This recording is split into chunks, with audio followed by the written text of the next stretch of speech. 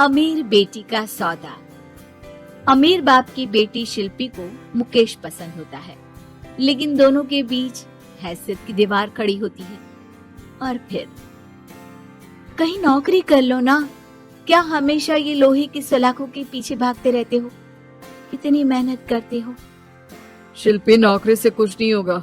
तुम लोगों की हैसियत तक पहुंचना है तो अपना ही बिजनेस करना पड़ेगा, वरना तुम्हारे पापा किसी और से तुम्हारी शादी करवा देंगे। अच्छा, ऐसे किससे करवा देंगे? मैं तो तुमसे ही शादी करूंगी। बोल दिया तो बोल दिया, बस।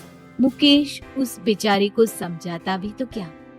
दुनिया के रीति रिवाजों से काफी दूर थी शिल्पी। भले ही बड़े बाप की बेटी, लेकिन सादगी इतनी कि क्या कहना। बेटा शिल्पी, कल तुमको देखने लड़के वाले आने वाले हैं, तैयार रहना। मैंने तुम्हारी माँ को समझा दिया है। घर के सारे नौकर चाकर को वो समझा देगी कि स्वागत कैसे करना है। कैसी बात कर रहे हैं पापा? मैं तो मुकेश से प्यार करती हूँ, उसी से शादी करूंगी। मैंने आपको बताया था ना। मुकेश किसका बेटा है?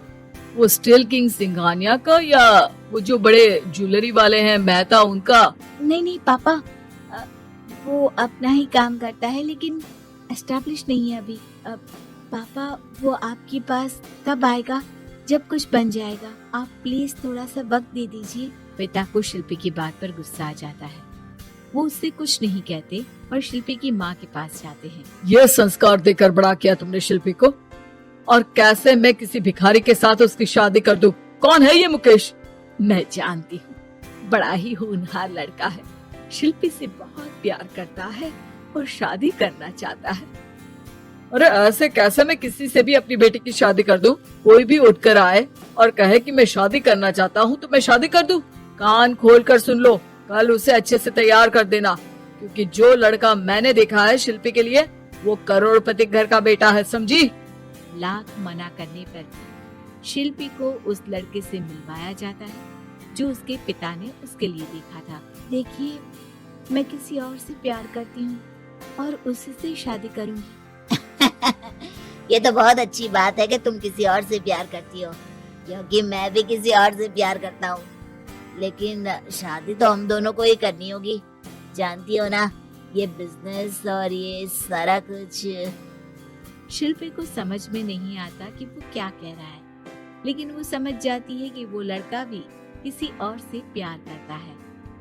पिताजी, वो भी कह रहा था कि वो किसी और से प्यार करता है। हाँ तो करने दो ना, हमने तो नहीं रोका। तुम अपना देखो, शादी के लिए हाँ कर गया है वो। लेकिन क्यों? अरे वो और मैं दोनों ही एक दूसरे से प्यार नहीं करते, फिर शादी क्यों कर ले? पापा, एक बार सिर्फ मेरे कहने पर आप मुकेश से मिल ले। पिता शिल्पी के कहने पर फॉर्मेलिटी के लिए ही सही, लेकिन मुकेश को घर बुला लेते हैं। देखो, ज्यादा वक्त नहीं दे पाऊंगा। ये बताओ कि शादी के बाद कहाँ रखोगे उसे? 2 कमरे के मकान में? नहीं सर, मैंने 2 साल के बाद का सारा प्लान कर लिया है। मैंने आयरन इंडस्ट्री खड़ी करने के लिए पूरा ब्लूप्रिंट तैयार किया है। मेरी खुद की जगह है दादाजी की, बस थोड़ा फंड का अरेंजमेंट हो जाता तो काम शुरू कर देता। अच्छा, मतलब तुम यहाँ फंड रेज करने आए हो? मुकेश समझ जाता है कि उसके पिता शिल्पी की शादी उससे कराने के मूड में नहीं है। फंड आप कभी दे भी नहीं पाएंगे मुझे तो सिर्फ शिल्पी चाहिए। मैं उसके बिना नहीं रह सकता सर। मैं उसे बहुत खुश रखूंगा। वो तो हर पति का धर्म होता है। वो तो मैं किसी से भी उसकी शादी करा दूं, वो उसे खुशी रखेगा। लेकिन देखो, मैं ज्यादा बात को घुमाना नहीं चाहता। वो बड़े घर की लड़की है, उसे काम काज की आदत नहीं। अभी वो समझ नहीं रही, लेकिन तुम तो समझो।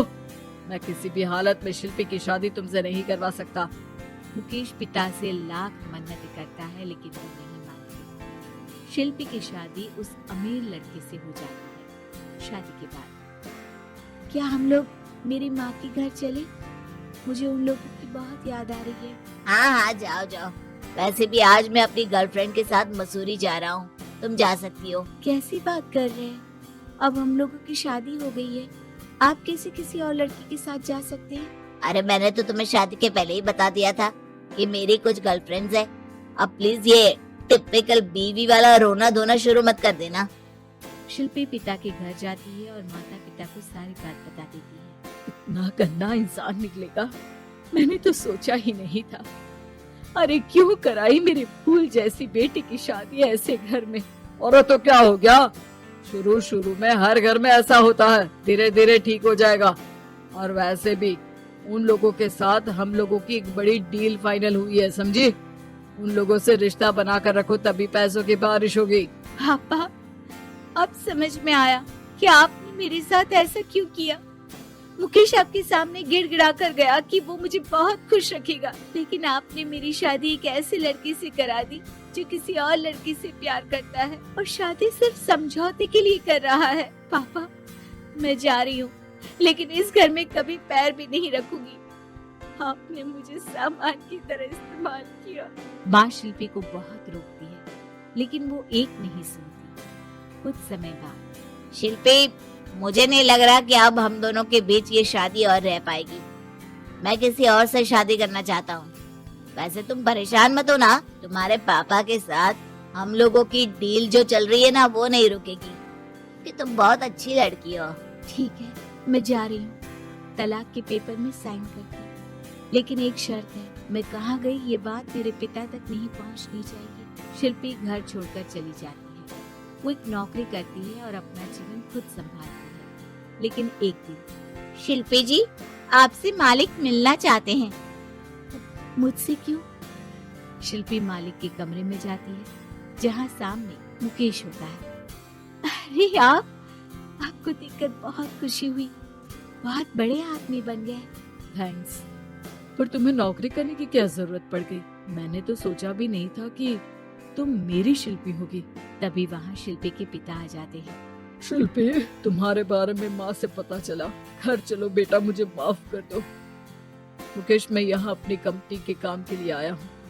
तुम्हारी कंपनी की डील अगर हमें नहीं मिली तो हम बर्बाद हो जाएंगे। वैसे अब तुम चाहो तो शिल्पी की शादी मैं तुमसे कराने को तैयार हूँ। बस करिए पापा, ये क्या सौदा लगा रखा है आपने? जिस कंपनी से आपकी डील हो, अपनी बेटी की शादी उसी के घर करा देते हैं। शिल्पी मुकेश से माफी मांगती है और वहाँ से जाने लगती है कि मुकेश उसे रोक लेता है। रुको शिल्पी, ये सब कुछ तुम्हारे लिए है। ये कंपनी, ये नाम सिर्फ तुमसे शादी करने के लिए ही खड़ा किया था। मैं आज भी तुमसे बहुत प्यार करता हूँ।